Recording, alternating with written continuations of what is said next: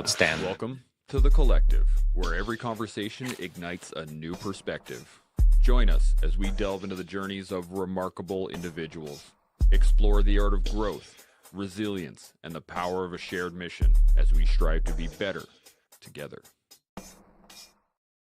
Hey everybody, welcome back to The Collective. We have another fantastic show for you planned out. I am stoked. We got the return of Brian, we got the return of Andrew, we got the return of Oak, and Sean, and myself, and I am pumped. Now, while I am pumped, y'all should be too. Do the things, like the show, subscribe to the channel, hit the notification bell, do all that good stuff, get your emails when we go live, which is, of course, Fridays for The Collective and Wednesdays for The Gold Mine.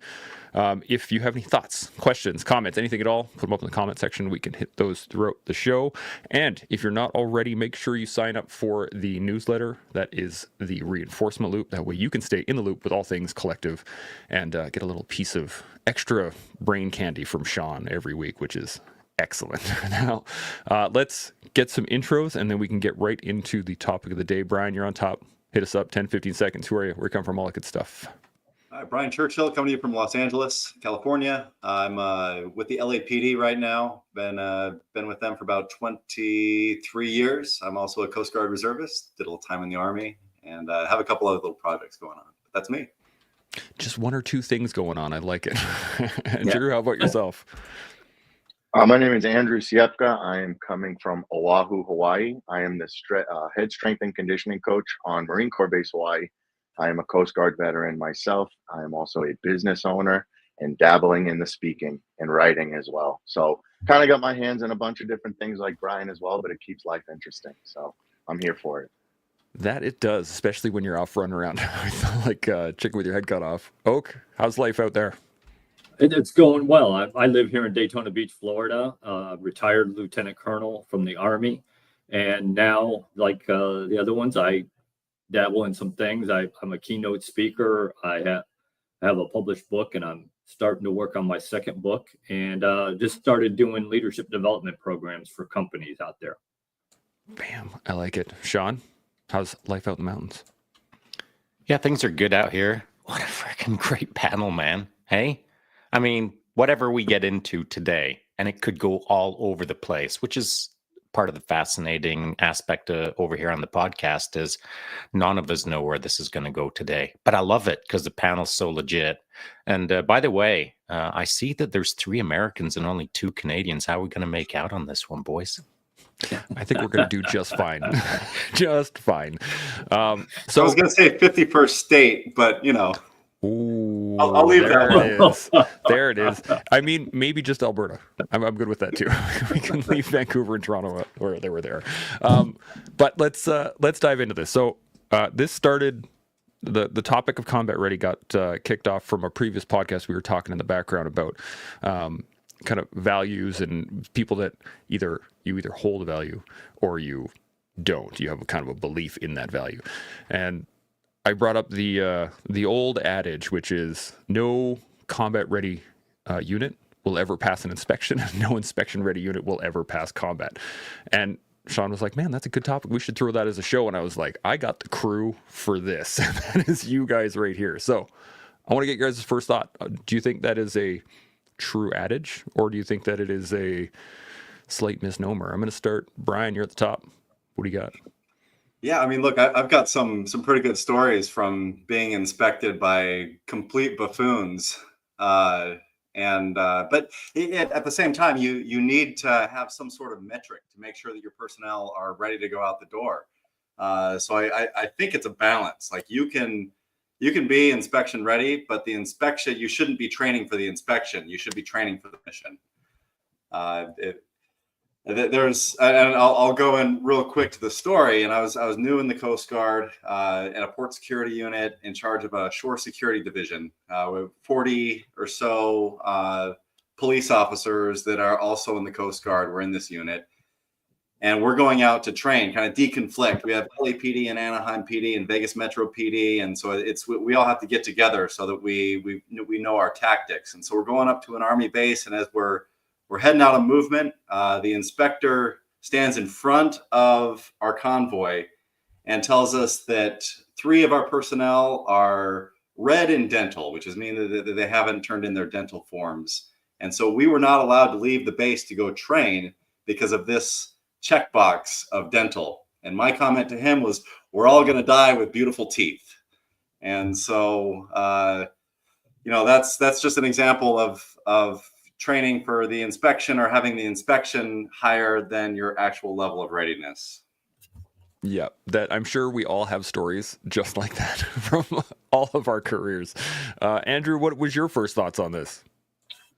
Kind of similar to Brian. Like, it really will be situation will dictate, but like it's always very important to remember to keep the main thing, right? Like, there should always be a level of readiness. So if we look at that, like if we're only inspection ready and we're checking all these boxes, but when it really comes to getting things done, we're not there. And here's the opposite ends of the spectrum.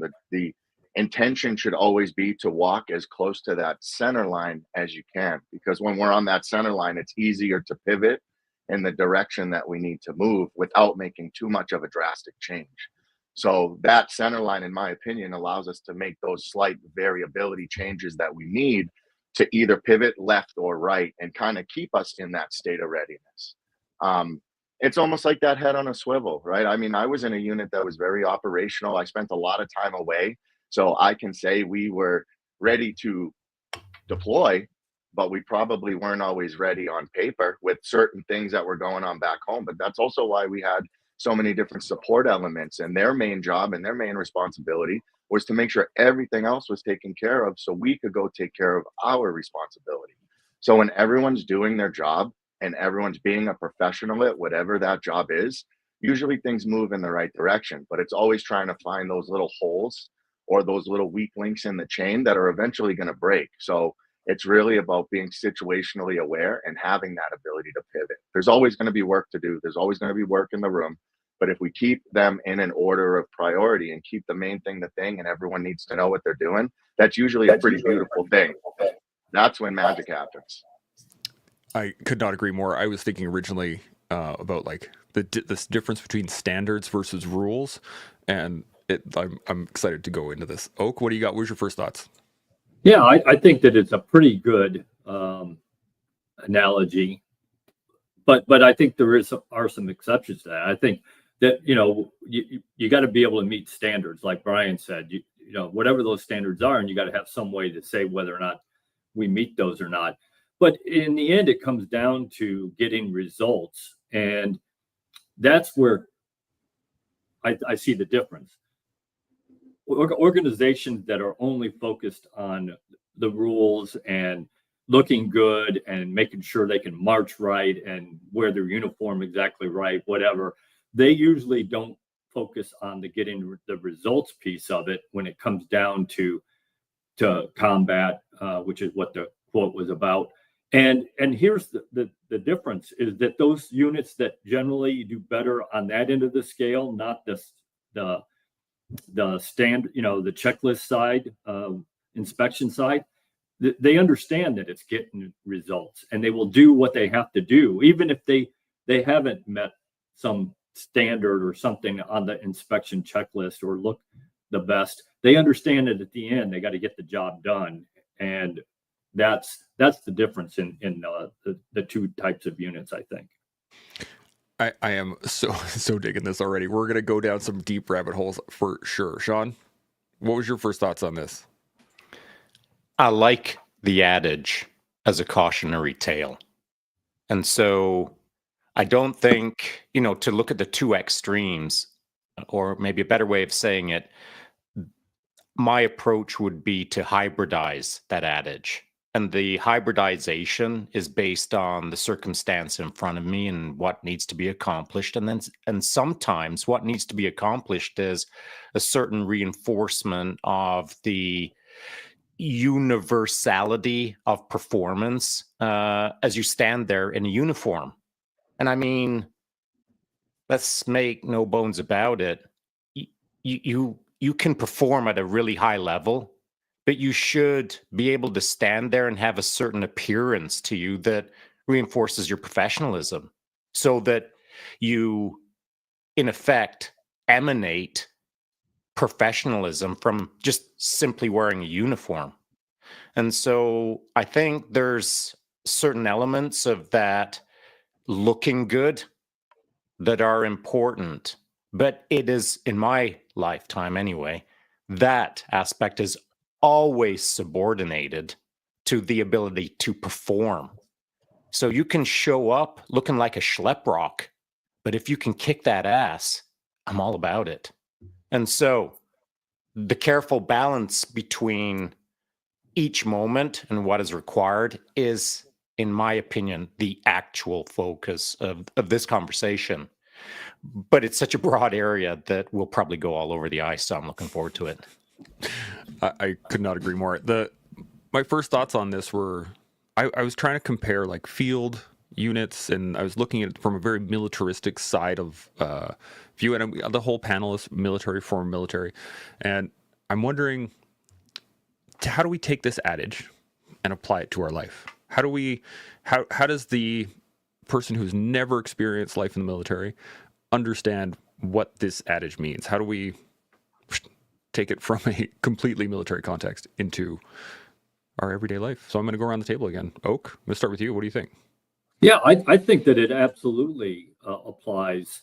You know, maybe you don't take the word combat out and put in business ready or effectiveness or whatever it is you want. You know, I just did a leadership development program with a company in California a couple of weeks ago, and kind of the things that we're talking about, I went over with them. I did some things that said, you know, on paper this looks really good, but how are you actually doing it, and what's the results from it? Because in the end, I don't care what profession you're in, I don't care what job you have, the goal is to get results, whether that's making money or making widgets or killing people on the battlefield. The be all end all is to get results. And, you know, as leaders, as we all have been, that is how you get judged. You can do all those things that look good on paper all you want, but in the end, if you don't get results, it really doesn't matter. And so that's my view on it. And I think that it is, you know, you can transfer it between professions, between whatever you want, but because in the end, that's what it's about. It's getting results. I love it. Getting results. Andrew, you got anything to add to this? So in the context of the world I'm in now, because I'm still associated with the military, but more so on the human performance side of the house. So we think in the military in terms of human performance, we think PT, right? Height, weight standards, PT tests. Those are things we can check in a box. But human performance is not just about the machine's ability to perform. It's the fuel, it's what's going into the hard drive and the hardware, how we're mentally processing, how we're emotionally processing.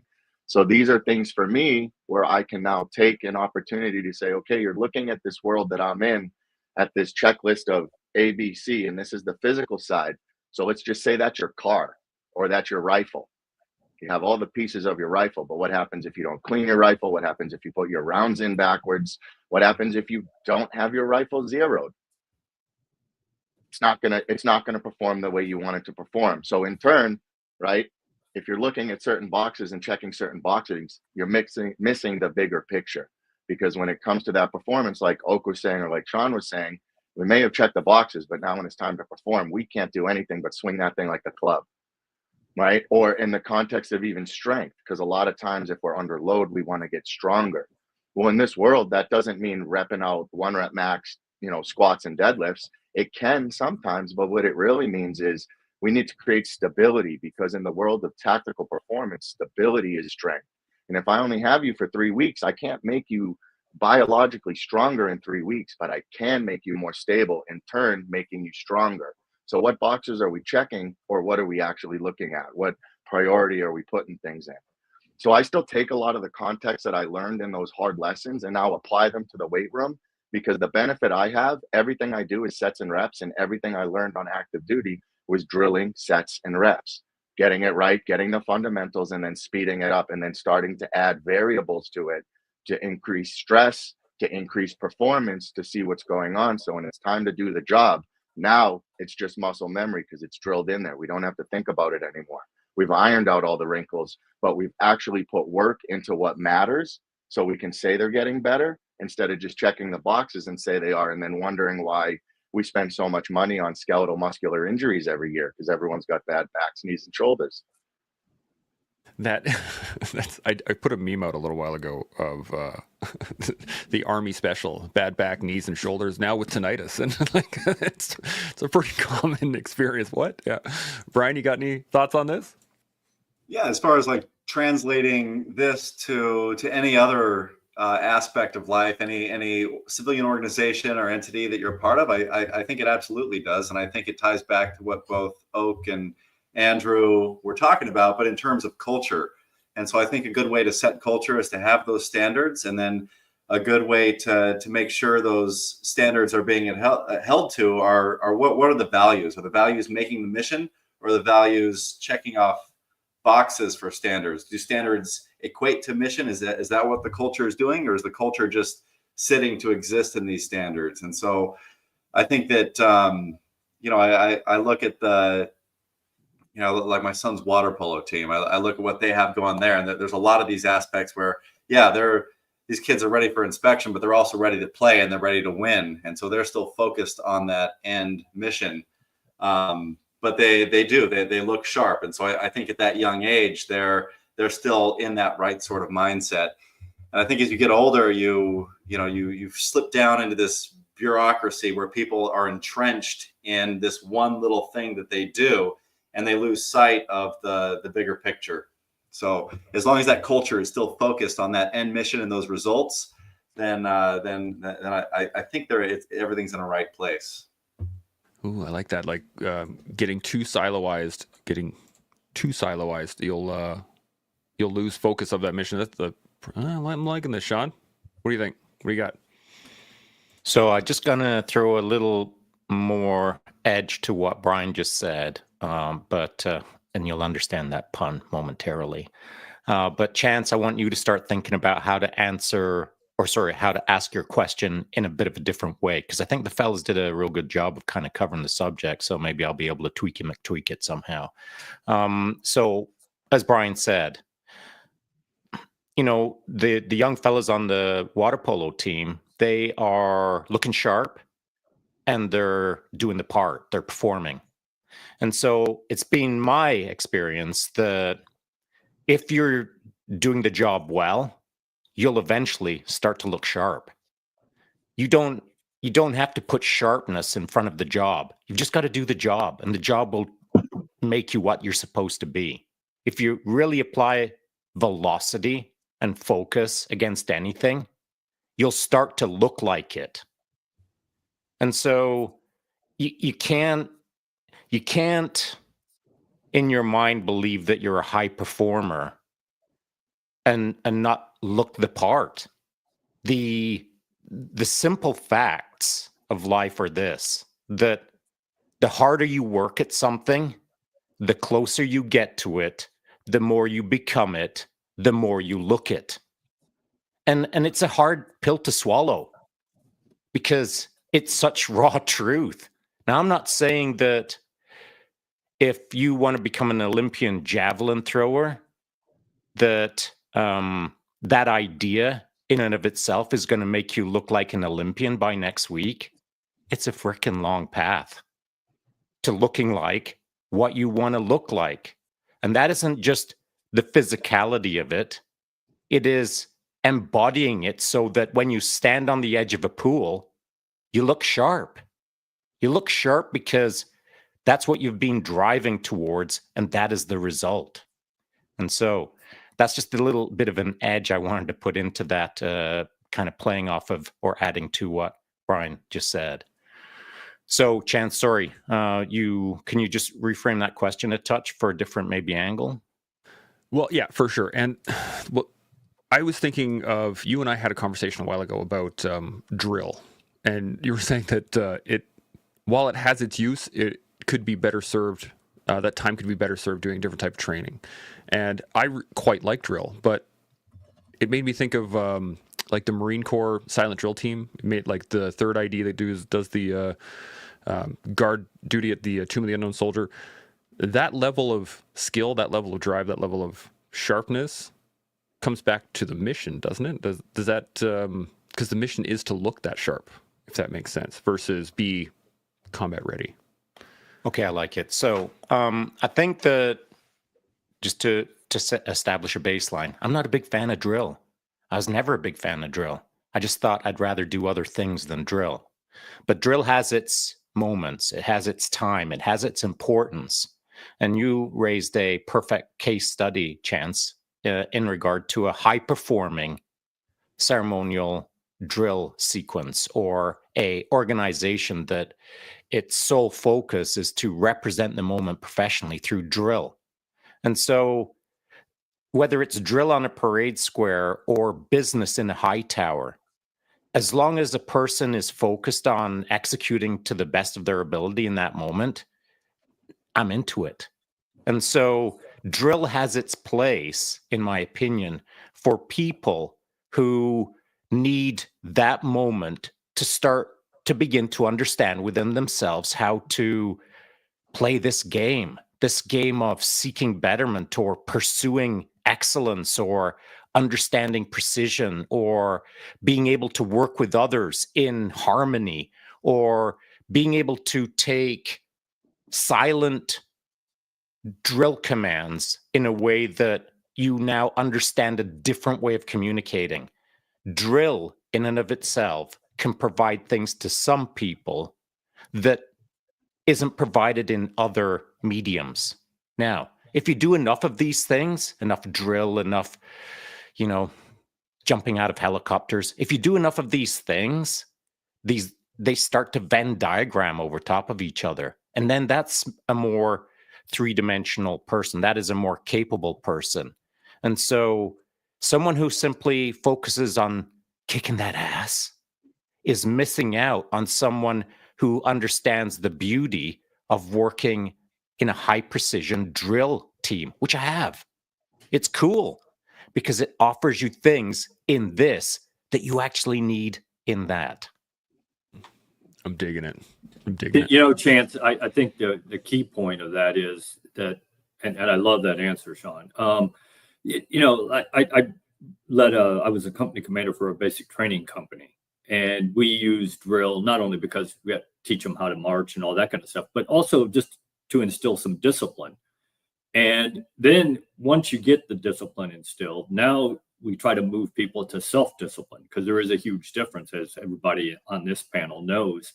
But you can't, you take a 17, 18, 19-year-old young man who has no discipline in their life at all. You can't just expect them to become self-disciplined overnight. So you got to do it in the steps. And drill was one of those ways that we did that. But even as a tanker, we had combat drills that we did that, like I think Brian said, it just becomes muscle memory. You don't even think about it because you've drilled it so many times that when you come to that situation, your mind automatically knows the kinds of things that you have to do. Now it'll change a little bit each based on the situation, but that situation triggers a thought in your mind that you already know how to do that and why you should do that. So I think that they do have some importance, the drill and the getting results, because I think some of those things you do as a drill to instill discipline and self-discipline and muscle memory help you get the results in the end. Ooh, what do you got, Sean? And just perhaps one more thing to build out off of that discipline aspect and that sense of probably self-accomplishment as someone's executing with precision within a tight organization. It then becomes a point of pride. I mean, my first taste of probably pride in myself was it on the parade square as part of a larger organization, just 28 other dudes or whatever the case was. I had a certain sense of pride that I was doing my best and that there was a bunch of other dudes around me who were doing their best. And quite frankly, why we were doing our best didn't start off because we were trying to make someone proud of us. It's because we were tired of getting our asses beaten because we weren't performing. How many burpees can a man do in a day? A lot. And so however you get to a point in life where you first taste that sense of pride, like as a young man entering into the infantry pipeline, it was like on the frickin' parade square, man. And so that's not how I want to, that's not how I want to live my life. I don't want to have that as the glorious moment. And that's what I'm all about. I'm Mr. Parade Square. But it was formative. It wasn't just about right turns and left turns.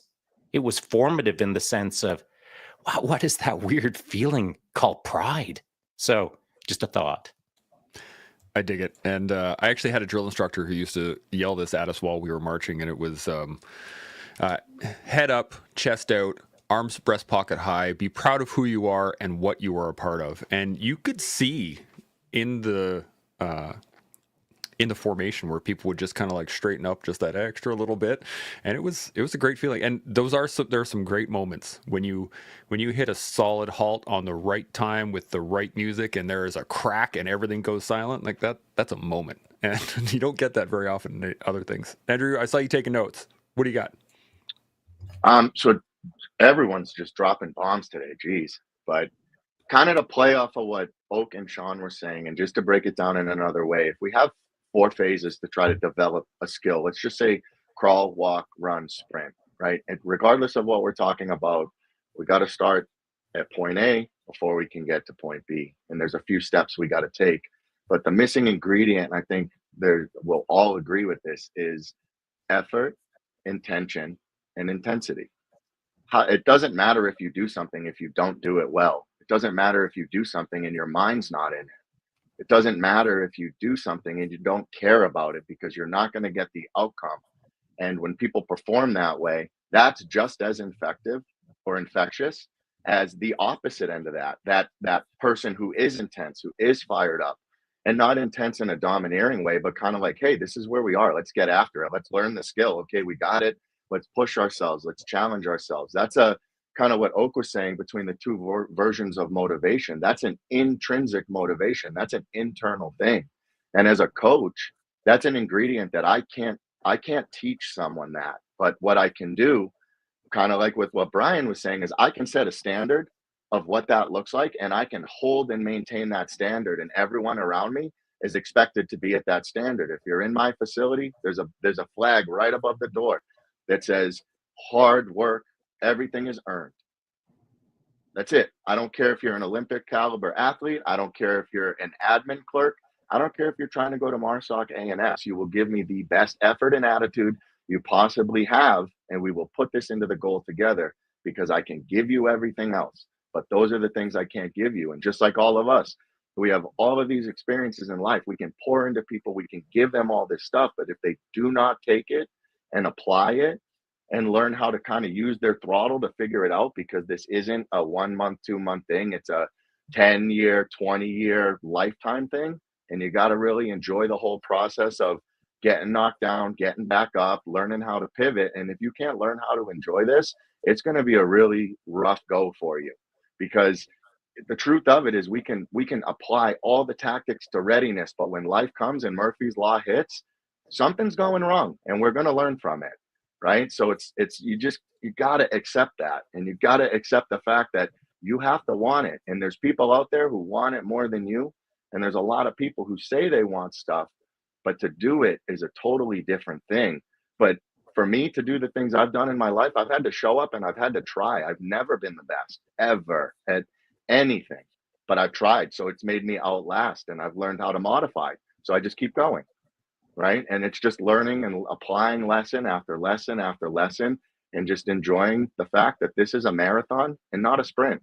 There's no sprint. There's no fun in the sprint, right? The marathon is where it's at, because that's where we're starting to learn. That's where the lessons come, is when it's the long haul of these things. If we got it right away, we wouldn't really appreciate the value of the lessons that we get, whether it's in sweat, blood, finances, whatever it is. We would not appreciate the sacrifice it took to get that if it doesn't mean anything. I could not agree more. Go ahead, Oak. What do you got? Great point that he brought up about you can do the drill, but if you're not drilling the right thing, it doesn't make any difference. And the muscle memory can be of something that's good or bad. It depends on how you develop that muscle memory, and that whole thing. I absolutely agree with you, Andrew. And, it takes me back to a great Vince Lombardi quote. And, a Northern Illinois boy, grew up near Chicago, a Bears fan all my life. How hard it is for me to quote Vince Lombardi. But, winning isn't a sometime thing, it's an every time thing, and at the end of that quote, it says, winning is a habit, but unfortunately, so is losing. And if you're in that point in your life where you're losing because you're not doing the things that Andrew just said, and you're not appreciating and doing the effort to get better, then you got to break that habit. And because again, that's your muscle memory, your in your mind is that I lose. Well, that should never be. We all lose at things and we all make mistakes, and we, like you said, but that should never be the acceptable answer that, okay, I'm going to lose. That I don't buy that. And it goes back to all those things Andrew just said. That was a great little piece there, Andrew. 100%. Yeah. We got a quick little comment here from Dan C. He just jumped in and said, practice makes permanent especially when you're doing it wrong. And we've said this quite a bit. I think Seb brought this point up a while back where he was like, most people think they're a good driver because they've never been in an accident, but what they are is just, they follow the rules at the bare minimum. That doesn't make them a good driver. That just makes them a driver. And it's 100% true. Brian, you got any thoughts on any of this? Yeah, I was back in the police academy. They make us march around doing drill, and we don't do that as cops. The closest we come is doing protests where we put people out on a line, but that's not marching around, and that's not drill and ceremony. That's just staying in a line. But we do it nonetheless. And so, when you go all around the world, you notice that militaries basically do all of the same sort of thing. And so I had done a deep dive and thought, when did this start? When did we figure out that human beings need this sort of ceremonial approach to bring them together, to make them do the same things at the same time? And how is that a foundation for other more advanced tactics? And so there was a tablet that they discovered from Sumeria from 2300 BC that shows directions on how to form a phalanx. And so I believe that was the earliest example of this piece of drill and ceremony that militaries use to bring people up. So I think as people, we're hardwired for that. And when you figure out which training that you need that perfect training, and you need to make that so that you can survive. And what to Andrew's point, as LAPD, we always say that there are hundreds of thousands of people in prison right now training to kill you. So you need to get out there and you need to work hard. You need to be organized, and you need to figure out how you're going to be a team to make sure that the people of Los Angeles are safe. And so we tell them that every day, and it happens. But we are organized, and we try to train for that perfection. It doesn't always work, but and that's how we adjust tactics and how you can be flexible. But you don't figure out how to do that until you have that base foundation. And apparently, as human beings in the profession that we are, it all starts with that DNC. It's funny because I did a deep dive on drill as well many years ago. And yeah, I think you're right. That is the earliest mention of it. But the phalanx in general just made me think of the fact that as people, as animals, as sapiens, we are gregarious. We need community. We have to have a crew, a tribe, something like that.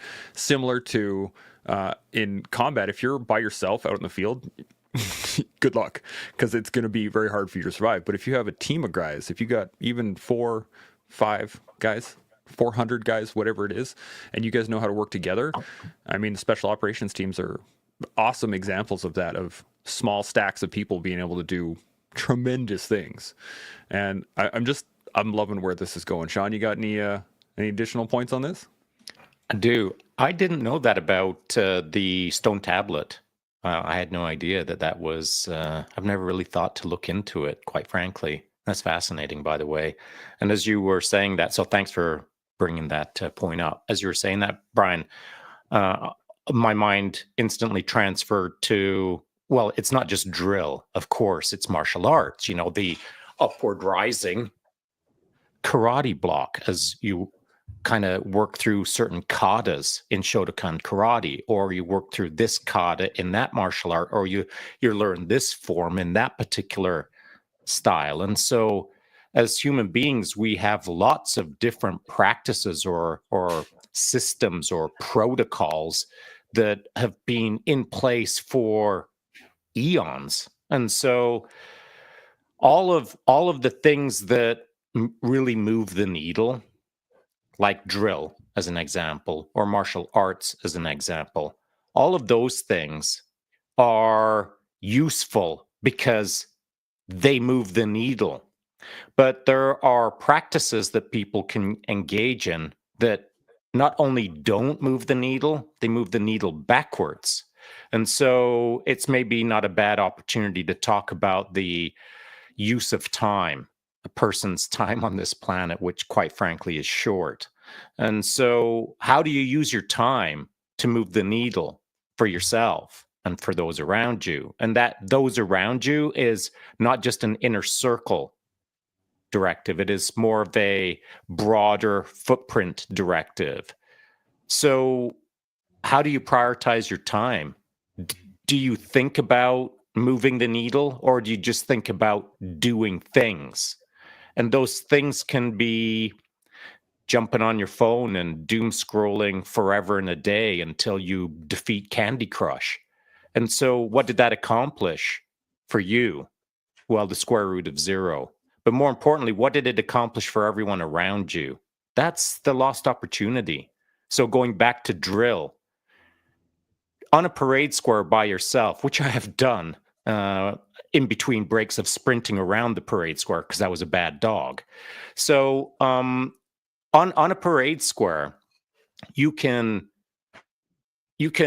do individual drill and really understand yourself in the moment. But there's nothing like having to do it surrounded by others. That's where you really understand who you are in the moment. Not just like how you're performing, but the why you are performing. Are you performing to shine out, or are you performing not to let anyone down? Like there's a ton of things that you can look at yourself in that moment and try to understand who you are. So the simple aspect of a kata, or the simple aspect of drill, or the simple aspect of making a coffee, all of these things are opportunities to more deeply understand your readiness in life. I'm digging this because it's interesting that you say doing drill by yourself, because I've always been the marker. I'm the tallest guy in the team.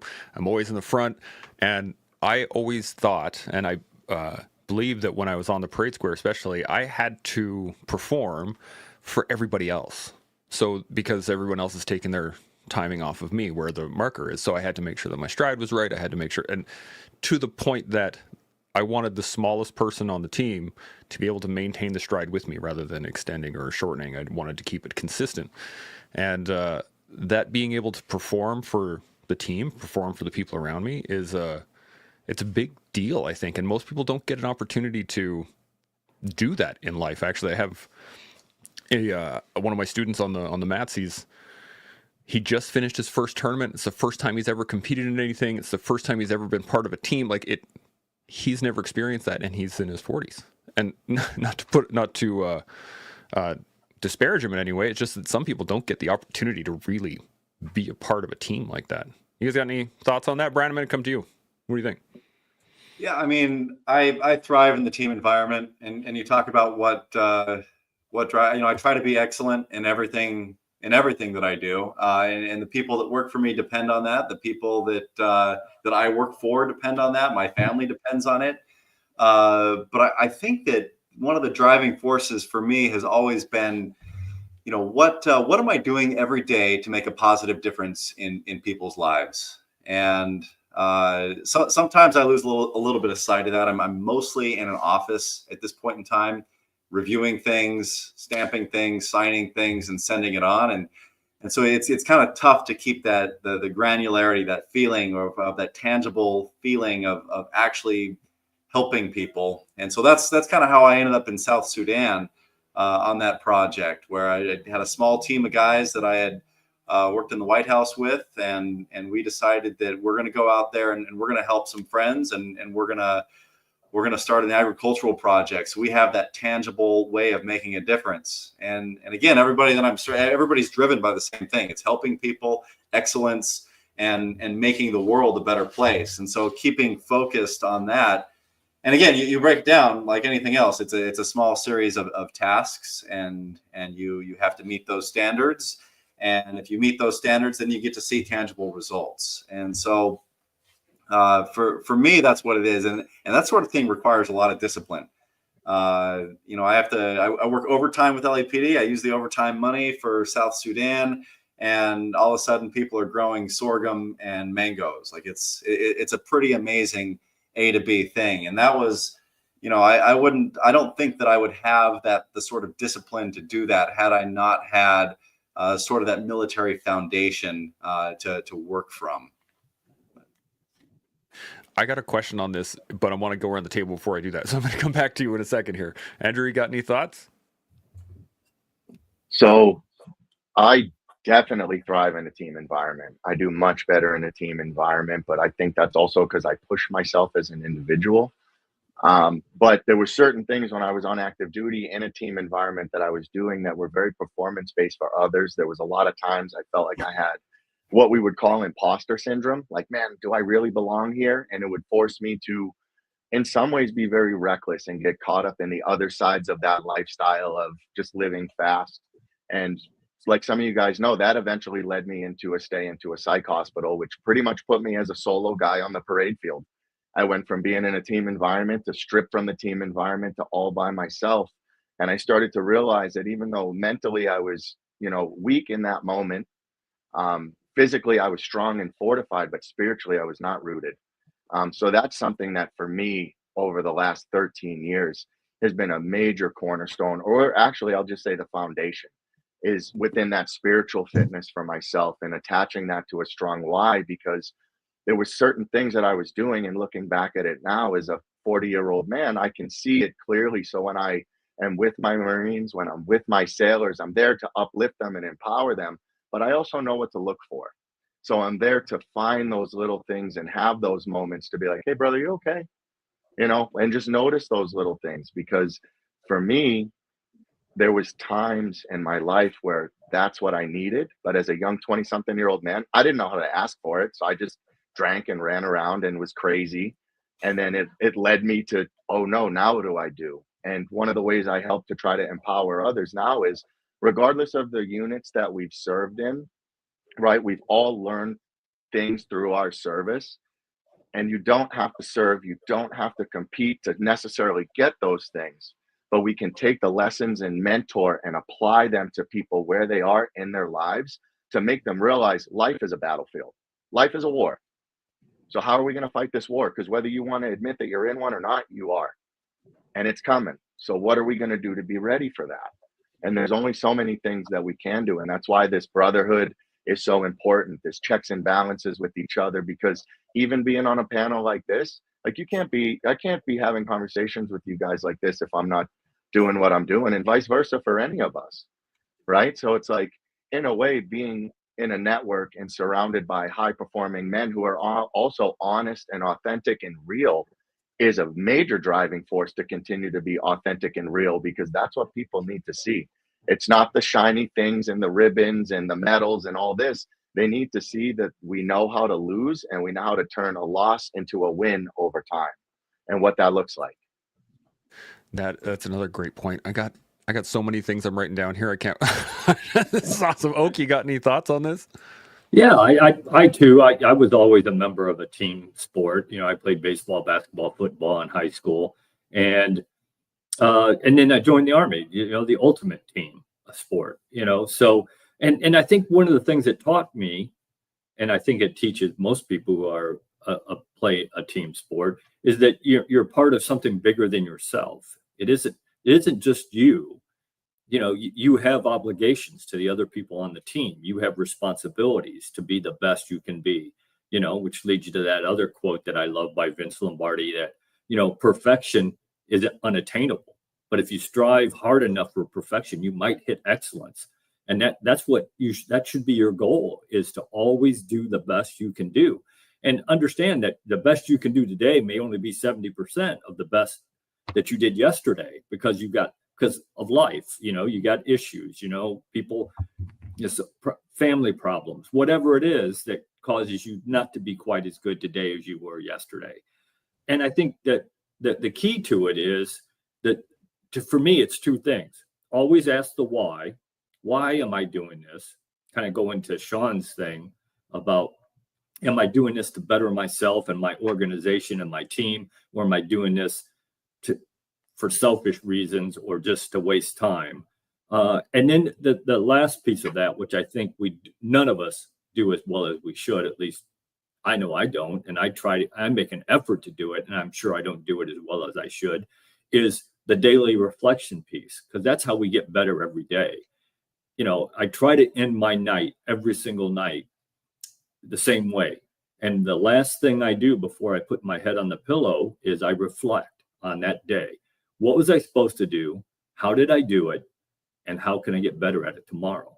And that's how you improve. And not just about you improving yourself, but the organization that you're a part of. And the only way you're going to do that is to improve yourself a little bit every day. And hopefully everybody in the organization has that same attitude, that every day I want to be a little bit better than I was yesterday. Again, having that winning attitude, making it a habit to win. Yeah, I could not agree more with that one. I wrote down here the cost of the sacrifice, because this is where I think we forget. We've been talking about, the benefits of the discipline and the teamwork and all these things that are they're great individually if you take the time to learn them, but it comes at a cost, right? Brian, you were talking about you have to work overtime. Well, that means you have to sacrifice time with your family. That means you have to sacrifice time with doing other things that you might want, right? All of these, there are benefits and costs, and I'm wondering, how do we toe the line? How do we learn to toe the line? Let's put it this way, because in my eyes, it almost seems like we have to screw it up enough times to go, wait a second, like I gotta rein it way back in before, you almost have to screw up a bunch of times before you can learn to find that line to begin with. What do you guys think? Sean, I'm going to come to you first. What do you got? Sure thing. I want to throw out a quick idea, though, while we were talking about the importance of a team. Of course, it's important to surround yourself with good people that are hopefully better than you are, which is what I strive to do, is find better people than me and then hang out with them. And so find a good team. But the other idea that isn't often talked about is, what is your inner team? Like, your physiological, your psychological, your emotional, and your spiritual. Let's just talk about those 4 teams. How well are they playing together right now? Are they fighting each other? Are they in harmony of each other? Etc. I just wanted to throw that out there for someone to think maybe later today. So on to your question, Chance. The cost, frickin' rights. There's a cost to becoming better, and there should be, because the price that you pay is the lesson that's necessary to teach you the value of the moment. And so if it's a big cost, you'll learn that lesson a whole lot faster. With more importance, you'll hang on to it a lot longer. And so tiny little lessons are good, but big, right upside of the head slap lessons, they're better. Now, it's how do you manage them? I think that's really what it comes down to.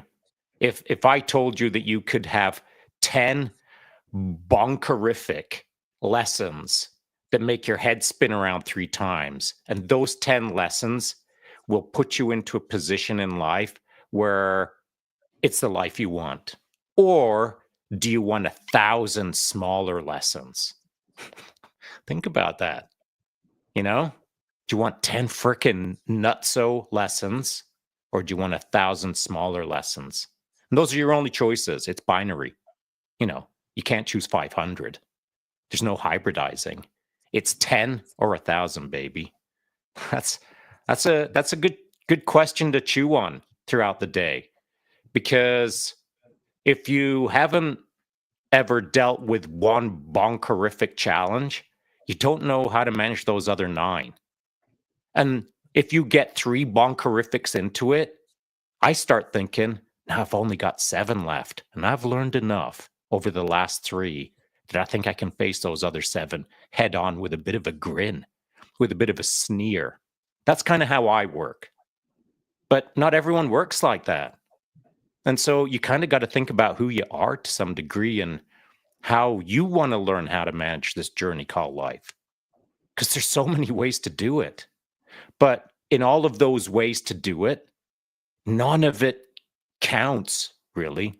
None of it really occurs if you aren't thinking about how you're doing it and why you're doing it and why you chose to do it that way. It's a fascinating aspect about life. At least in my 60s now, you can look back on your life and think, well, it just kind of happened. Or preferably you can look back and think, I made a lot of good choices and I made a lot of mistakes, but I put myself here. It just didn't fall out of the apple tree. That's just a thought. I'm digging it. Oak, you got any thoughts Yeah. on this? Yeah, that's a great point, Sean. My dad used to tell me when I was a kid, he used to say, son, every decision you make has a consequence. Some of them are good, some of them are bad.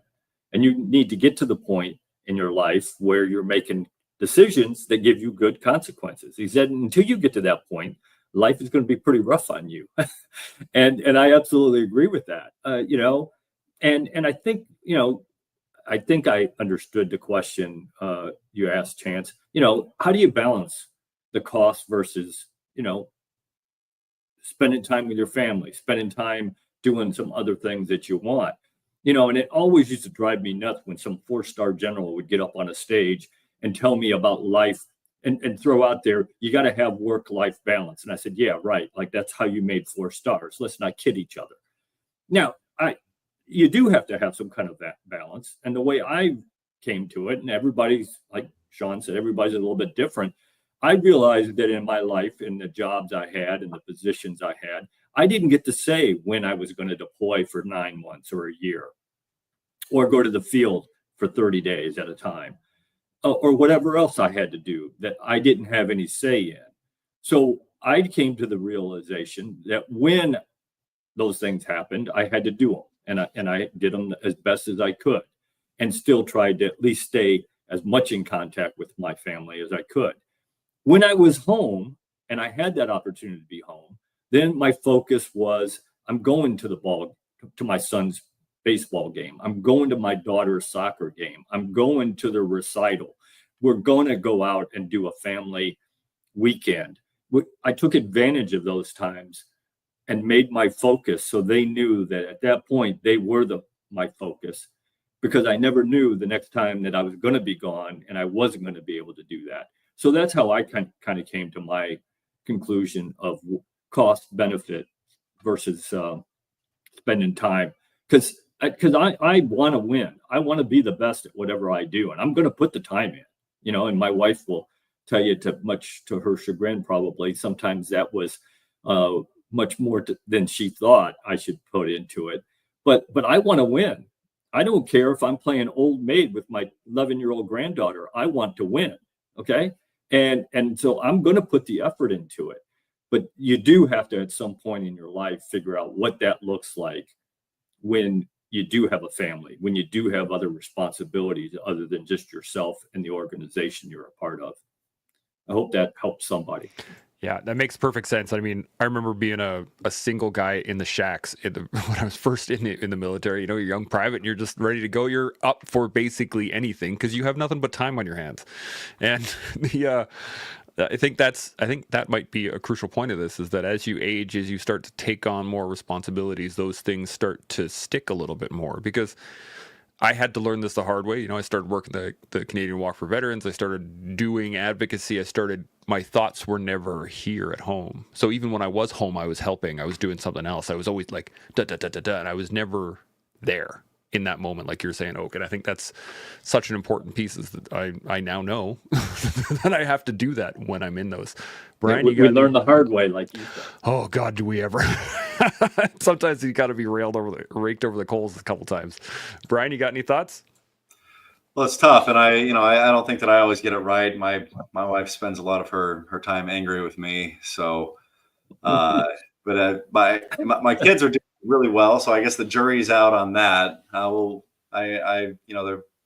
both have great grades. They're both great athletes. So I think we talk about metrics of success. I think that's one of them. Like Oak, I try to be there when I'm there. Like I'm president of the Water Polo Boosters Association. I was a Cub Scout leader when they were little. So I try to be there. But sometimes you end up in different parts of the world for months on end, and then you just hope that you can call every once in a while. But then so it's tough. And then I think that part of the profession that we all chose is that adversity, and you have to try it out. And that's just part of our personality. I don't think that if we did anything else, for me, like if I wasn't if I was in the military or a cop, I don't know what else I would do. I mean, this is me. So I need that, and I was a cop before I was married, so my wife knew kind of what she was getting into. Yeah, it's tough. And then to some of the other points, I think that a good friend of mine always says that leadership is a muscle and it has to be exercised. And so you do learn from those big mistakes, and you should. And it's if you're making big mistakes, and you know that you're putting yourself out there to be in that position to make mistakes, and that shows what kind of integrity and what kind of person puts themselves out there. So I think to Sean's point, I think I would take the 10 hard hits than the 1,000 small cuts. So you learn from those things and you earn them, and they're tough to overcome. But God, it's some of those things change your life. Yes, I could not agree more. And there's actually, I got a great example of this, and it's tattoos. The time periods that have taken me the longest, like I had a 17-hour session at one point in time, but it was spread over 3 days.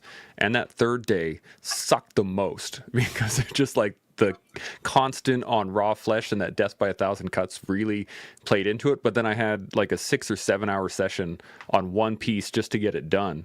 And that was, I'd take solid hard sessions any day over 3, 4, 5 days, like multiple sessions on one. Andrew, you got any thoughts on any of this? Yeah, so before I go into that, I'll say I completely agree with you. I'm just going to knock them right out. But controlling the controllables, I think, like it's life is an unbalanceable scale, but that doesn't mean we do our best to try to balance it. And when I was in the military, I was a single guy, right? So it was a little bit different for me, but being married now, and like I've been married for 14 years. I married my wife, got shortly out of the military after that. But I built a gym, I run a program, I run a business. So I work a lot. I work more than I'd like to, but I also like to work. So I don't really see a problem in it. I'm sure you guys can relate to that, especially because I love what I do. I'm very passionate about what I do. So one thing, just to kind of tie into what everyone else has been saying, is when I'm at work, I'm at work. When I'm at home, I'm at home. When I'm with my wife, I'm with my wife. When I'm with the troops, I'm with the troops. When I'm here, I'm here. I have to set my intention, because if my intention's not set, and I'm thinking I'm physically someplace, but I'm mentally somewhere else, I'm in a deficit. I'm already losing. I'm already thinking about all the checklists and all the things I got to do instead of being present and in the moment, which makes me miss the opportunity, miss the moment that I'm supposed to be in to teach me the lesson that I'm supposed to be learning. So with that intention, I always try to do my best, going back to controlling the controllables, to communicate, but not only just to communicate, to effectively communicate. I talk to my wife. I tell my wife what's going on, because even if I can't always be around, home now is home base. I don't want to come back from the wire and have home base be in shambles. So I do my best to communicate with my wife. There's things that she knows with my job and the things that I do. I'm not always going to be able to be at everything or do everything, but because of the communication we have, there's an understanding. There's a level of support behind me that allows me to continue to do the things that I'm doing. So when I do come home, I can rest, I can recharge, I can be present, I can focus on the writing, I can be in the office and prep to do this stuff with you guys. But then I also need to make sure that when she's giving me the space to do this, I'm in a position now in my life where I can be like, hey, I'm going to play hooky today. You want to go to the beach? Because we do live in Hawaii. Like, it would be nice to kind of go on a hike or do this or do that. So I need to also be intentional with her feelings, because if she's not right, I'm not going to be right. And then that's just going to start to kind of mess with everything else. And that's just one example. Like, we could even use that in the team setting, because Oak brought that up. Like, you have a responsibility to your teammates. Part of that responsibility is effective communication. If you're not effectively communicating, how can you expect to silently maneuver? Right? And how can you expect to do all these things if you can't even talk at a baseline? So for me, controlling the incontrollables is my intention, and then my ability to communicate. And then on top of that, if I'm doing those things, staying present. And then, just like everything, we have that little internal, like Sean was saying, if I start to notice that tether's going out, bring it back. That's where I like to give myself, I understand I have a choice. And when I have a choice, I have some level of control, even in an uncontrollable situation, even if that control is just over me and what I'm doing and what I'm bringing to the table.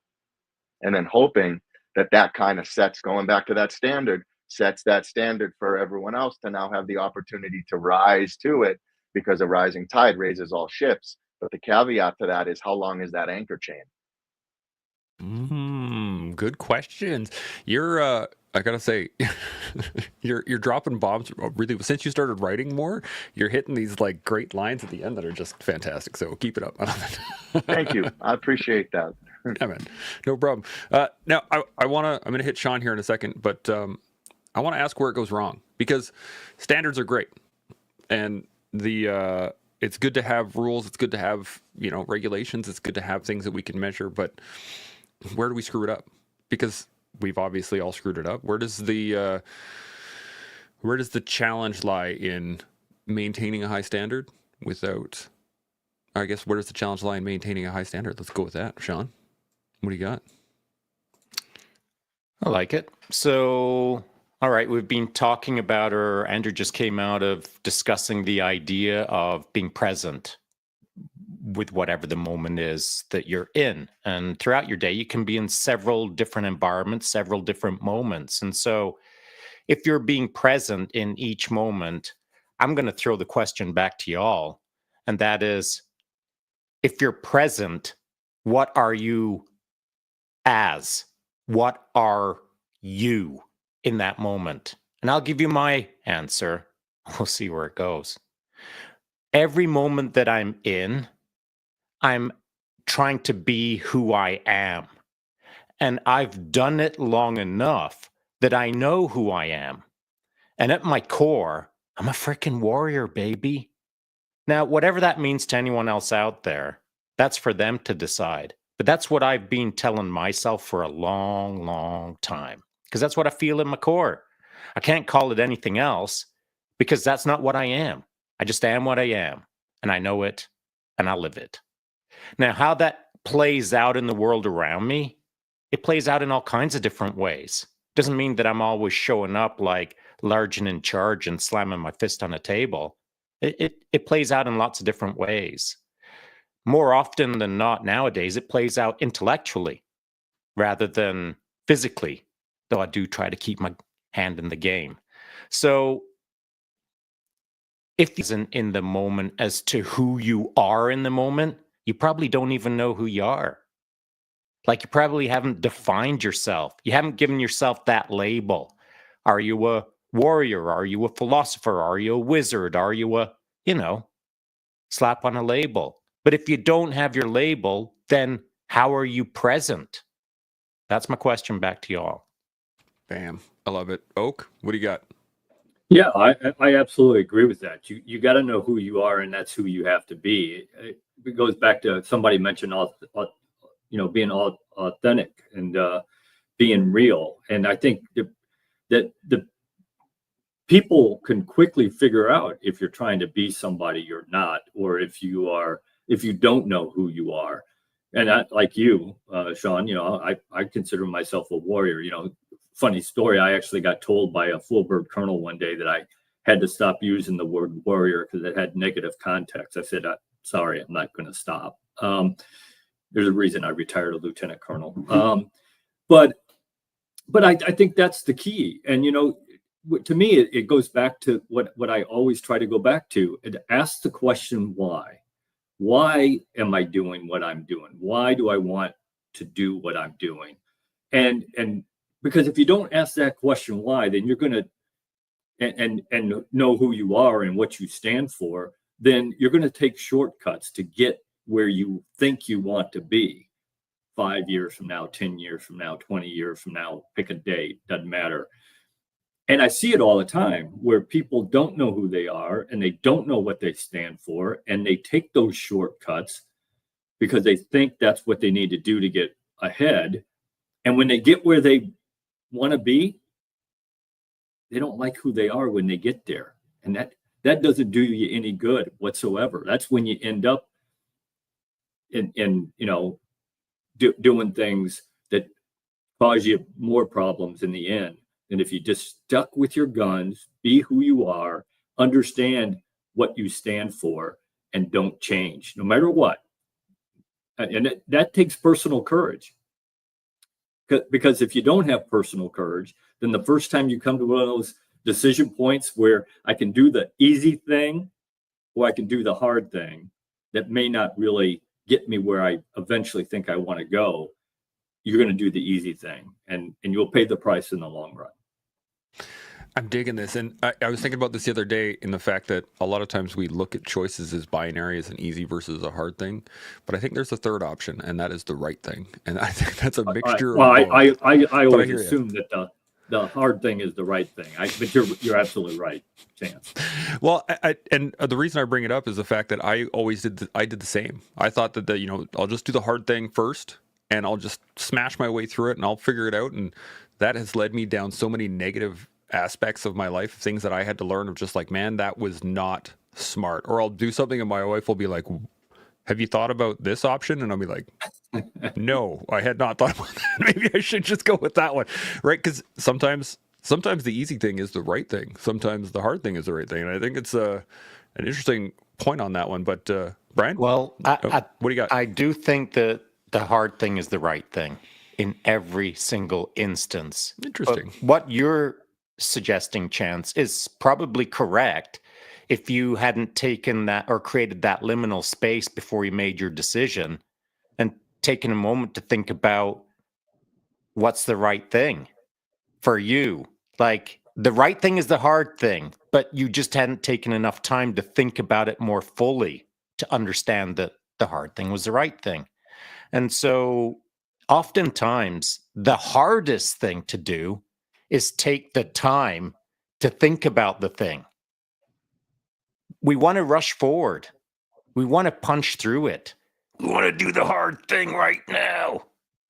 But you can take a minute and think about, are there other even harder things that you could do that are going to serve you better? And so just randomly grabbing the hard thing isn't the path forward. Taking a moment to think about what is actually the hardest and best thing, that's what you should be striving for. It's just the time to think before you do the hardest thing. Yeah, and along that line, Sean, that there may be 2 or 3 different ways to do the hard thing, and to figure out the best way to do that. You're absolutely right. But I've always lived that the right thing is almost always the hard thing to do. I mean, I agree with you 100%. In my life, it's always been that way. I know that's how it always ends up later on. Like the hard thing becomes the lesson later on, where you're like, oh, that was probably the right thing to do. But sometimes in the moment, it doesn't always feel that way. Brian, you got any thoughts on any of this? Yeah, so look, I'm working internal affairs right now, and so I see some of the really negative aspects of a large police department. I see people taking that easy way and losing their way.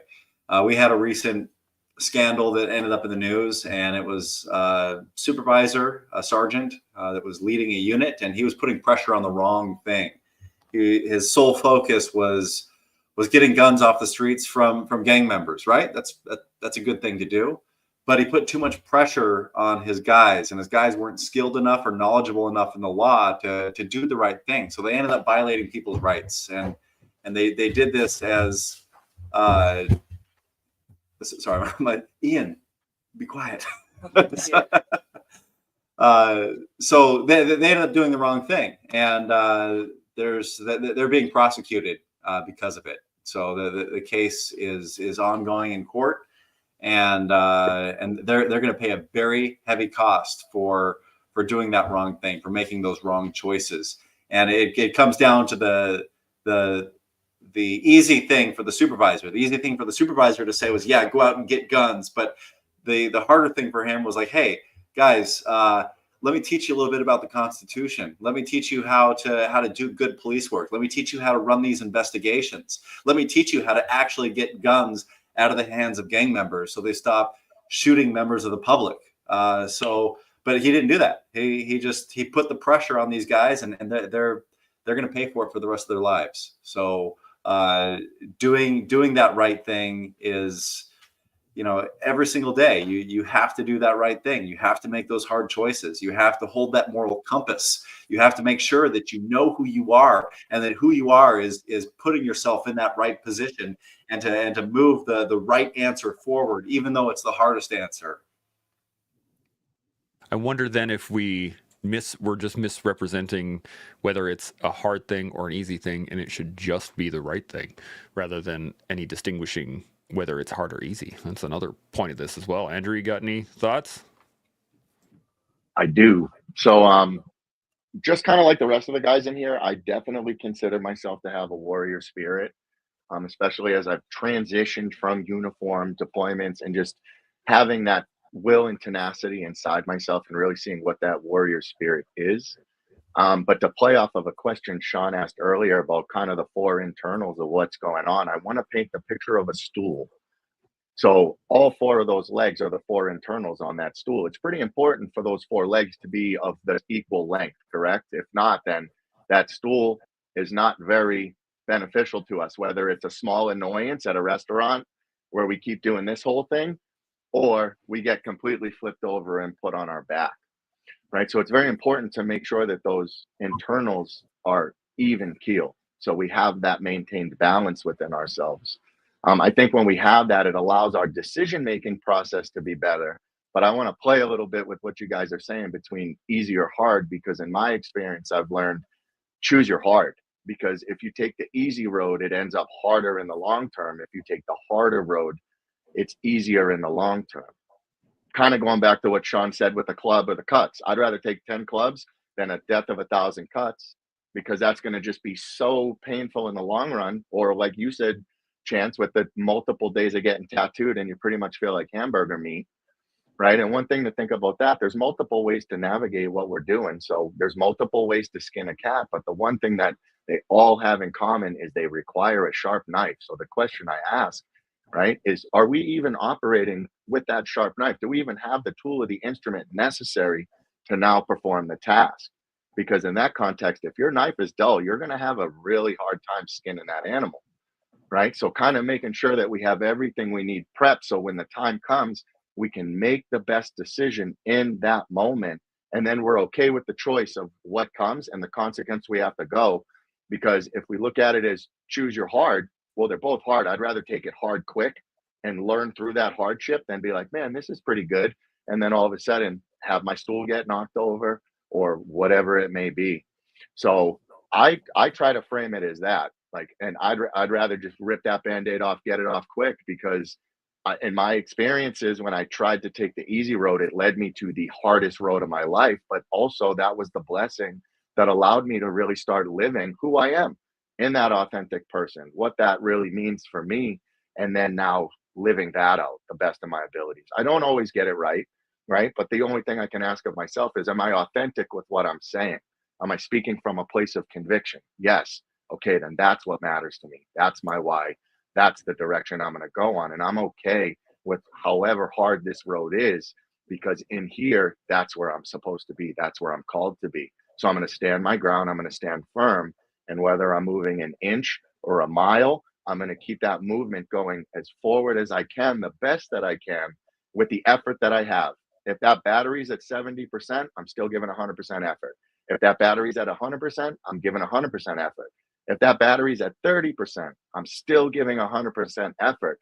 But now I have to figure out how to throttle those internals of what's going on inside, because if I don't, it's going to be really, really hard. I'm wondering, do you think this has to do with basically how much we know in the moment? Because I want to play off this a little bit, is that, the combat ready versus inspection ready is, we've made that delineation now, but I want to play with it a little bit. And do you think that it's those that don't know check boxes, and those that do know create standards? Because I find that as I've grown into the position I'm in, especially here with the collective, is that I have to maintain a standard of conversation. I have to maintain all the systems and run through all these things. But those were built on checkboxes, right? I have a little piece of paper in behind my monitors here that have all the checkboxes that I need to hit throughout all the things. But I don't need that anymore. So I'm going to throw this back to you guys. Do you think it's the fact that when you don't know, you have to you have to check boxes? And then perhaps the add-on to this is that the failure comes when we stop trying to develop those boxes, and we just yep, I've hit all those and good to go. What do you guys think? Oak, I'm going to come to you first. Yeah, I think that's a pretty good analogy, Chance. But I would caveat that. I mean, I have friends who are pilots. I'm not a pilot, but I have friends who are pilots, and they've been flying for 20, 30, 40 years. They still go through the checklist every single time they fly. So I think those have there's a reason to have those. And just like you putting your show on, before I came on the show, there was a checklist that I had to go through and tell you what I've done and whether or not I'm meeting the standards that you want me to meet to be on this show. So I think those have a place. But the problem we get into is when those checklists, checking the box, is more important than doing what we are supposed to do. And I'll give you an example. I was running my ROTC program. I had 179 cadets in my program, and then my cadre on top of that. And one day a cadet came to me and she had a problem. And so I was kind of walking through how I thought we could fix it. And I came up with the plan. And I walked into my HR lady and I said, this is what we need to do to help this cadet through this problem. And she said, can't do that, sir. She said, that's against the rules. And I said, okay, who cares? I said, is it a law or is it a rule? And she said, it's a rule. It's not a law. I said, if it's a rule, then it's a guideline. We use those guidelines, and you have to be conscious when you go outside those guidelines, because they were put there for a reason, probably. But you should never allow a checklist or a guideline or something like that to prevent you from doing the right thing for the people that you are in charge of, or just for yourself. And I think that's the key. I think that's where we run into problems, is we allow the checklist to become the be all end all instead of using it to help us get to where we want to go. Does that make sense? I dig it 100%. Andrew, what do you got? So in the training space, especially, we start with programming and following a specific program, because that builds adherence. Most of the time we find most people don't follow any sort of structured programming in the gym. So I want you to think of programming as the checklist in this context. But as we go through the checklist, we're constantly getting feedback. We do an exercise. What did you feel? Where did you feel it? What's going on? We're manipulating movement, but then we're tying feeling into movement. So they're starting to connect the nervous system, the brain, the muscle, and what's going on within the body. And then through that, I can provide feedback and say, okay, your knees are caving in. It means you need more glutes, or your upper back is too weak to support the load. That's why you're starting to cave and you're having issues. And I can explain to them what's going on biologically and physiologically. And through that, what I'm doing is establishing left and right parameters. And then once they understand their left and rights, and they understand what intuitive training is, because the end result should get them to be able to train intuitively, not just burn the boats. Now they're allowed flexibility within that framework because they've learned through proper programming and adherence how to modify lifts, not to miss lifts, how to manipulate volume and intensity, and then how to add variety to the training. So now if they're in a gym and they don't have a piece of equipment they need, they can reach into that tool bag and they have option A, B, C, D, because they've learned movement patterns, they've learned bilateral and unilateral movements. They've understood all these concepts by walking through a checklist with me and then explaining the checklist and why certain things are in there. And then once they feel it and they understand it, now it's time for practical application, which is kind of like what we were saying with the lessons. Some lessons are only learned through practical application, but when you understand why you're doing it, it's easier to kind of absorb the lesson and then reapply what you learned in that previous season. So in my world, we're constantly using checklists, but we're also working off of a checklist to kind of build to someone to be able to kind of know what they have to do. Because in our world, they don't have the headspace for that. Most of the time, they're like, just tell me what to do and make it hard, right? But in my mind, I'm like, well, that's why your knees, backs, and shoulders hurt. So that's why I need you to do this, this, and this, so we can get you here later. But when they don't know that, it doesn't make a lot of sense. So checklists, I think, are very, very important. But just like everything, situations dictate, right? If I'm flying a plane, I want my pilot doing a checklist. You know what I mean? But in different contexts, I think situations will always dictate, but there needs to be some level of compliance as a standard that we're able to build off of. I love this so much. And just sometimes the most challenging thing we can do is to do less. That's one of the hard things, like to focus on a particular muscle group, or give yourself rehab time or rest cycles, things like that. It can be extremely difficult when you got driven people. Brian, you got any thoughts on any of this? Yeah, Andrew, I want to come work out in your gym. Give me a checklist. Hey, if you want programming, let's talk after this. I got you, brother. Cool. So I was thinking about the first question about the inspector and the checklist versus the actual job. And there's another story that I have about an inspection, and I had a guy working for me that on the civilian side, he was a SWAT sniper for Anaheim PD. And this guy had been a cop for 2 decades and been through every situation the city of Anaheim could throw at him. And he was part of a broader regional SWAT team too for Orange County. So he would during an inspection, he was required to do a functions check for a 50 cal, and he didn't do it the way that the inspector wanted it. And the inspector afterward wanted to decertify him in his role. And so this came, eventually it made its way up to me, and I was like, absolutely not. This guy knows exactly what he's doing with that weapon system. You just need to take the time to teach him how the Coast Guard wants him to do it. In combat, this is the guy that I want sitting next to me, right behind that exact weapon system you're failing him on. And so, a lot of times it's just reminding those people that have that little bit of power in their inspection, like, look, you need to be focused on people, and you need to take your inspections, and you need to take these checklists, just like Andrew was saying, as a learning opportunity, as a teaching opportunity to make them better, and not focus on that little bit of power where you're going to take something away from somebody who's a certified badass.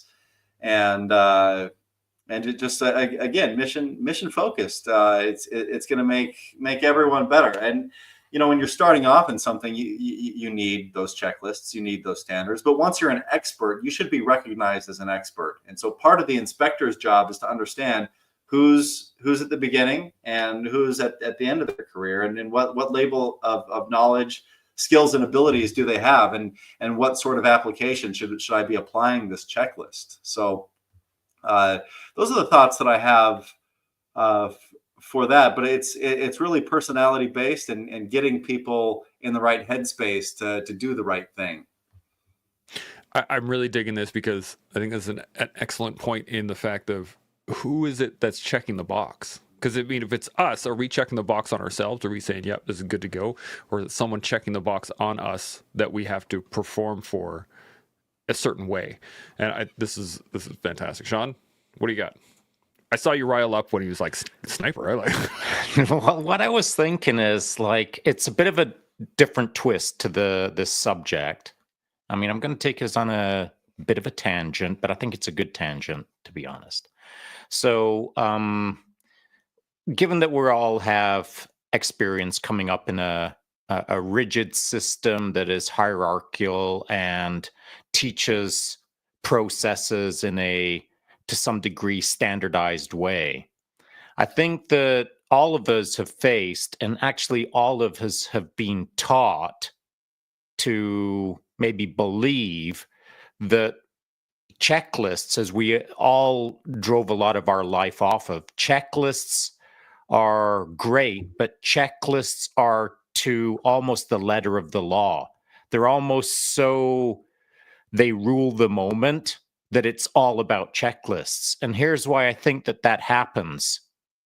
And it doesn't happen across the entire organization. I'm talking about it happens up until a branching point when someone makes a realization that I'm about to describe.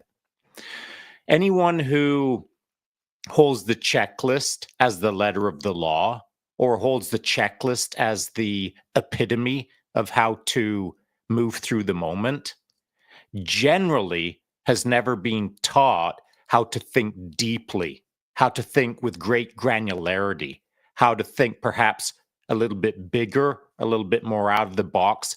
In other words, they have been taught to use the checklist as the letter of the law, and they have perhaps pedantically even reinforced it even more in their life, that it is straight as an arrow.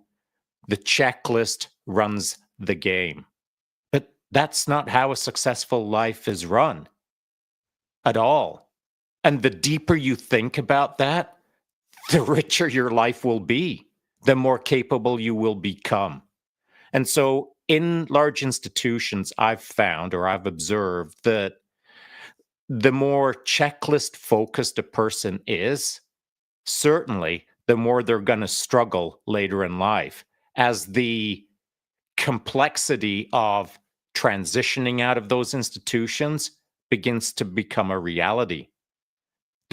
Those letter of the law checklists will not serve you well later in life if you are pedantic with your checklist. So, again, I believe that in the military or in certain institutions, there is too much focus on the surface level of the checklist and far less discussion about the requirement for depth when considering checklists.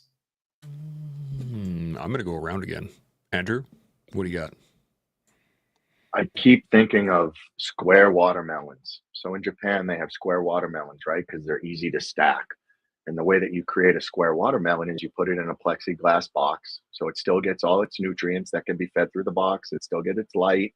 So it can do its whole photosynthesis thing, but it never realizes it's in a box. So it's limited by the confines, even though it's getting all of the stuff it needs to grow. And when Sean was speaking, it kind of made me think about that. We'll put ourselves in this plexiglass box of checklists or paralysis by analysis, where we will only allow ourselves to grow so much within those confines. And it's really up to us to make that choice in the fork in the road to break that off. Now, when you're around people who are also doing the same thing, it's easier to recognize and break off. But we're in a culture and a society of square watermelons. Right. So it's you're asking for people to break out of what's comfortable for them. But going back to what we said earlier, choose your heart, right? Choose your heart. So that square watermelon thing was just, it popped into my head. And as Sean was talking, because That just seems so relatable to our own personal growth and development as individuals or as leaders or as even teammates. Because in order to be a good team player or a good person in a team, you have to be a good teammate, which means you have to be focusing on the things that you also need to do for yourself to be the best so you can pull out the best in others. And if we're putting limiting confines on them, and most times we don't even recognize what they are, we're stunting our own growth. But there's power in that, because if you're the one stunting it, you're also the one who can change it. You're also the one who can build the support element around you to help you reach that mission success, right? But Murphy's Law is still alive and well, like we were talking about. So things will go wrong. So we have to accept the fact that things will go wrong in this process, but that's where the lesson is learned. I'd rather be a big old fat juicy watermelon than this small little square confined one, because then I've maxed myself out. I've maxed out my potential. I've maxed out what I'm able to do. And that's up to me. That's up to me to be able to do that. And there's for me, there's power in that. And I love it, because at the end of the day, I don't like having a victim mindset or a victim mentality.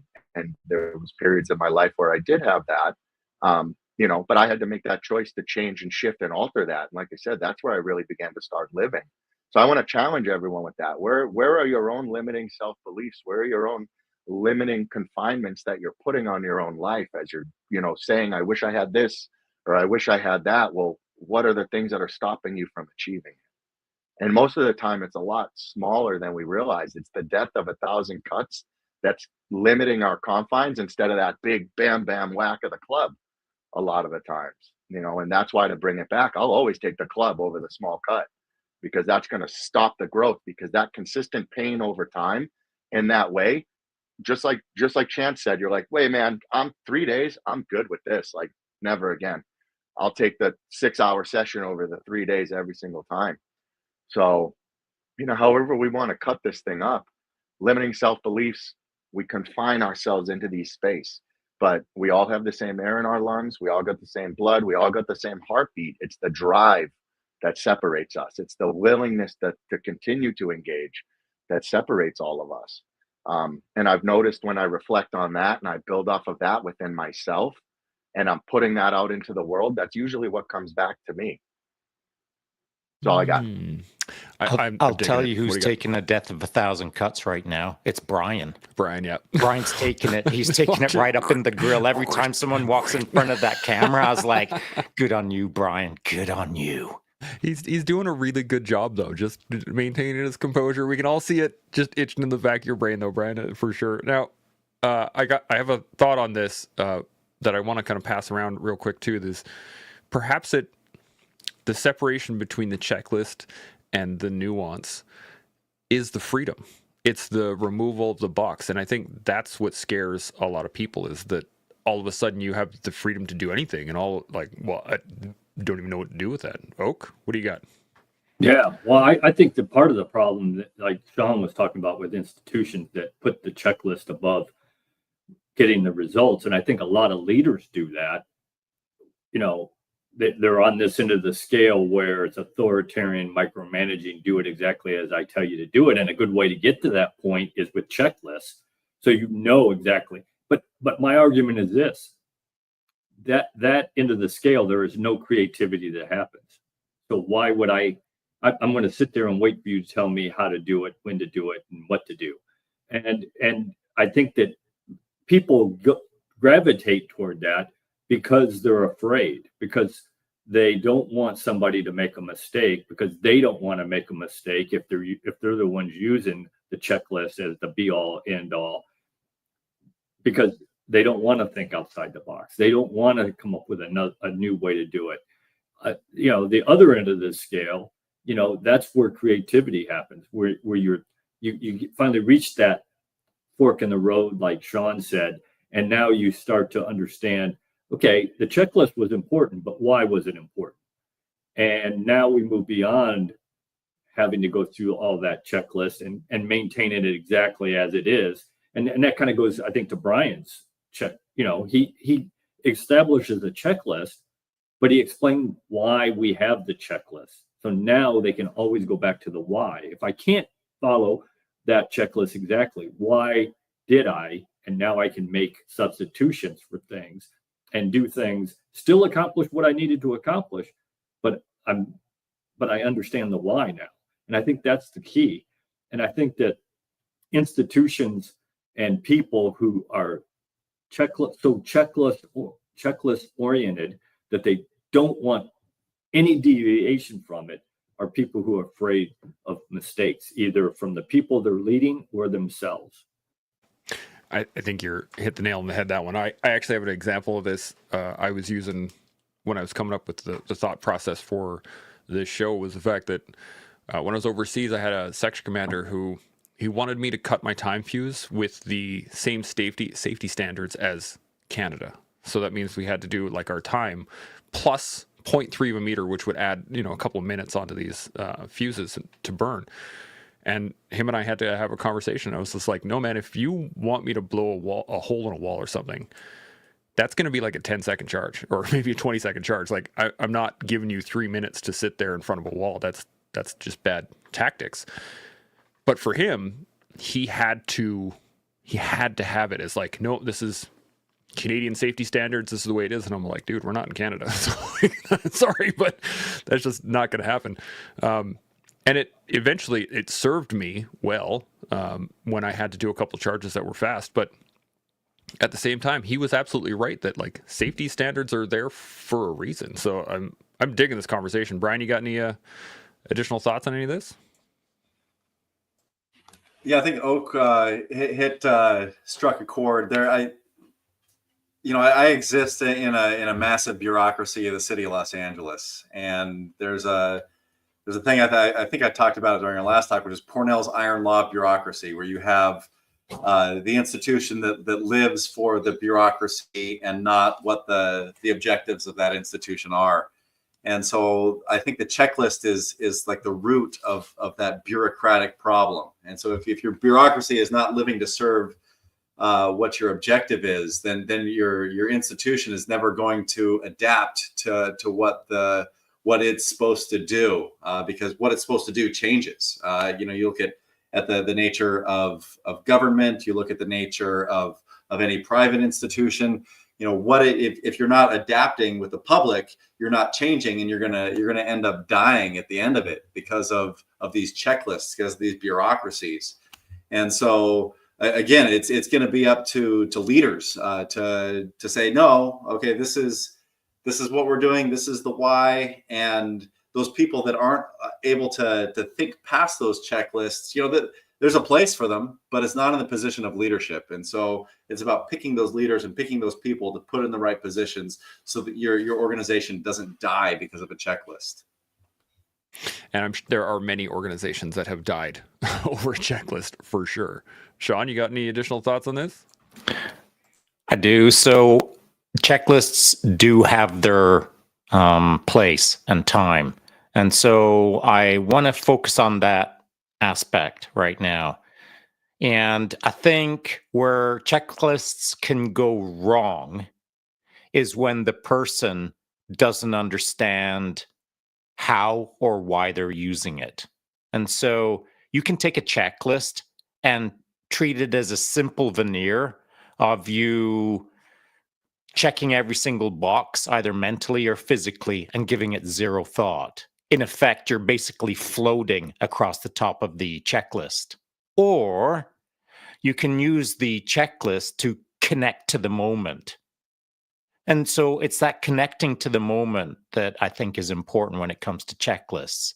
You've got to actually understand why you're working that checklist in that very moment. Not as a performative, not as a surface level, not as a perfunctory, non-existing moment. You've actually got to be in the moment.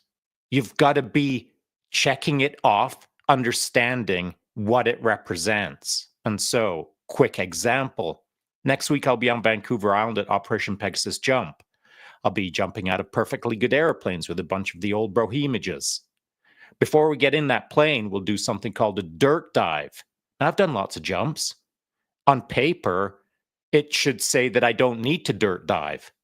But there's never been a jump that I haven't dirt dived with my partner or partners or myself before I go out of that perfectly good airplane.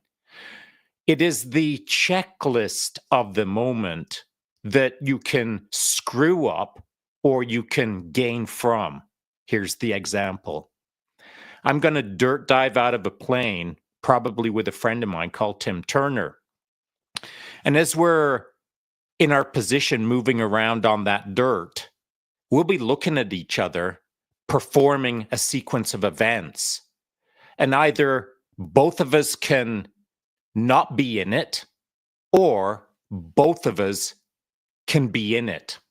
And you can freaking guarantee that we'll both be in it.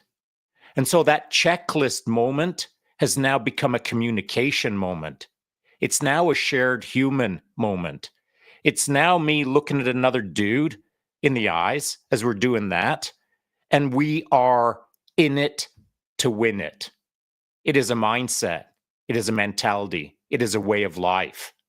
And so you can treat a checklist as a veneer moment, or you can treat it as a way of life moment.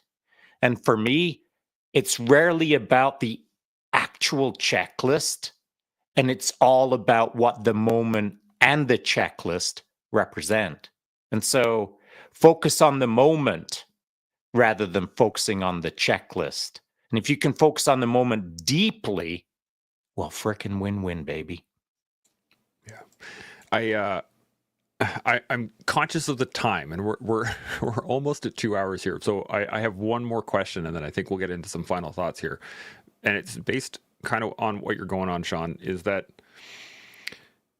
if you could pass on perhaps one lesson in terms of readiness, in terms of readiness versus inspections versus anything like that, what do you think most people would need to hear right now when it comes to readiness? Because this is really what we're talking about over all of this stuff, is that, you know, to be truly in the moment, you're truly ready for whatever it is. You have the freedom to do things, you have the capacity, all these things.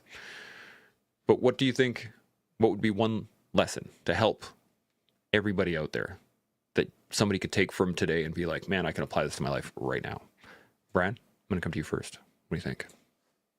I would say to assess readiness and to assess the effectiveness of being inspection ready, you need to work towards an expertise. And so understanding what that checklist means means that you're an expert in all the aspects of that checklist. And if you can look down there and say, this is what that means, this was the intent, this is where it came from, and this is what I need to do to match that objective, then you can say you're an expert. And so going down that list and saying, okay, this is maybe I'm not so good at this. You know, maybe I've been doing the same workout since 1998 that the Army gave me, and I need something new from Andrew, so I can be better at that.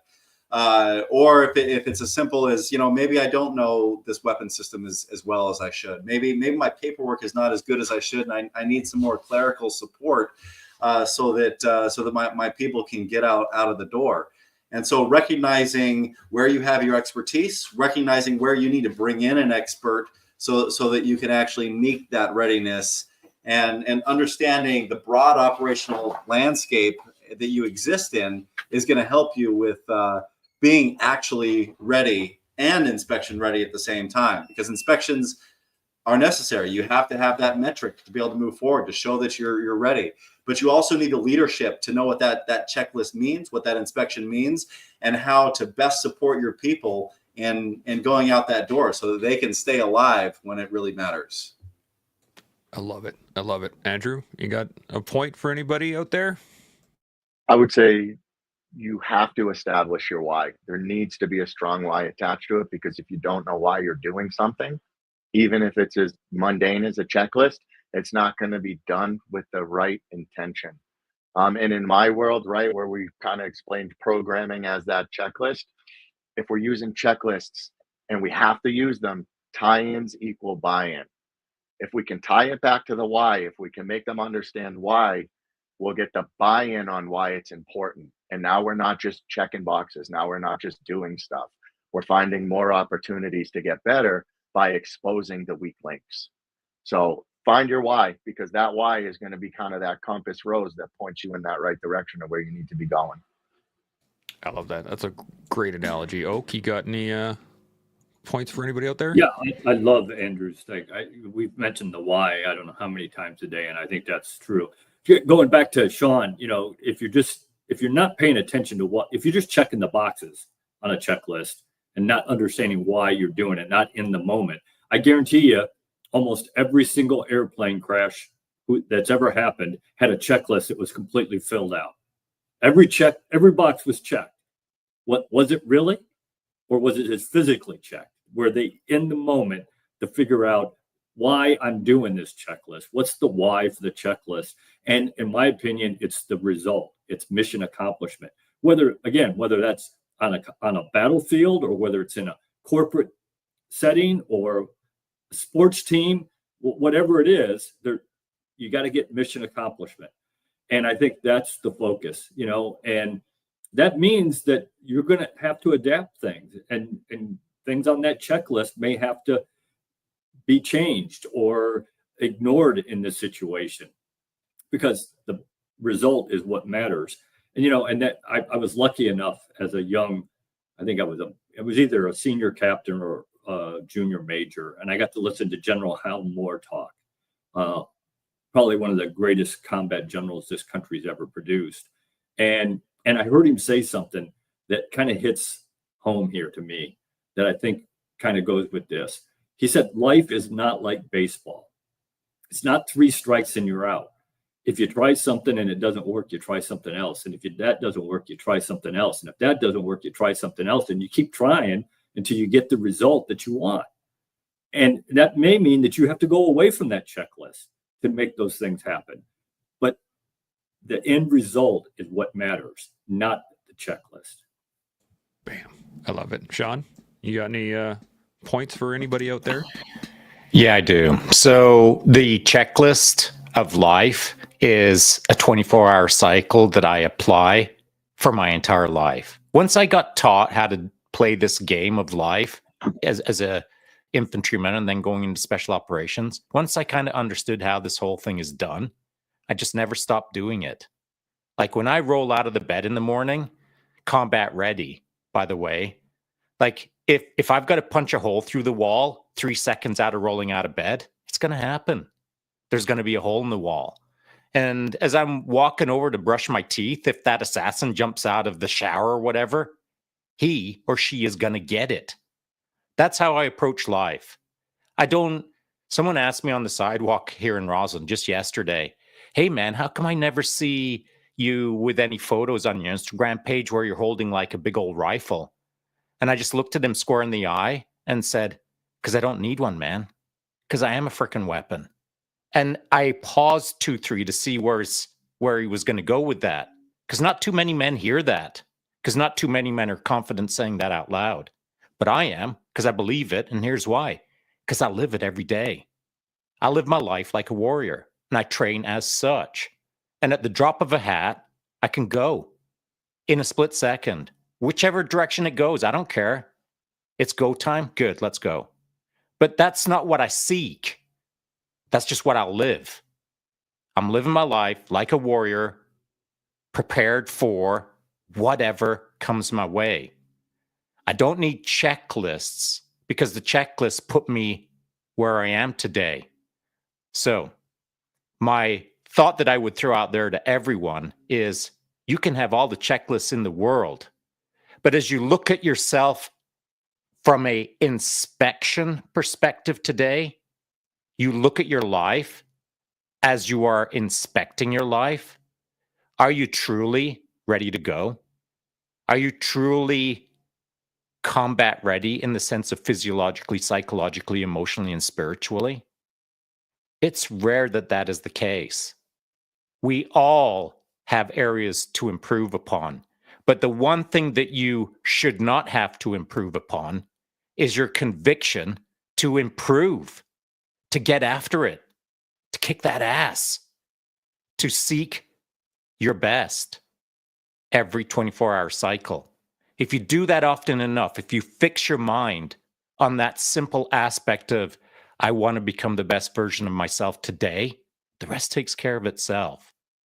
But that edge can erode if you just take your eye off the package, if you take your eye off the lifelong mission, which is to serve yourself at the highest level that you can so that you can serve others around you.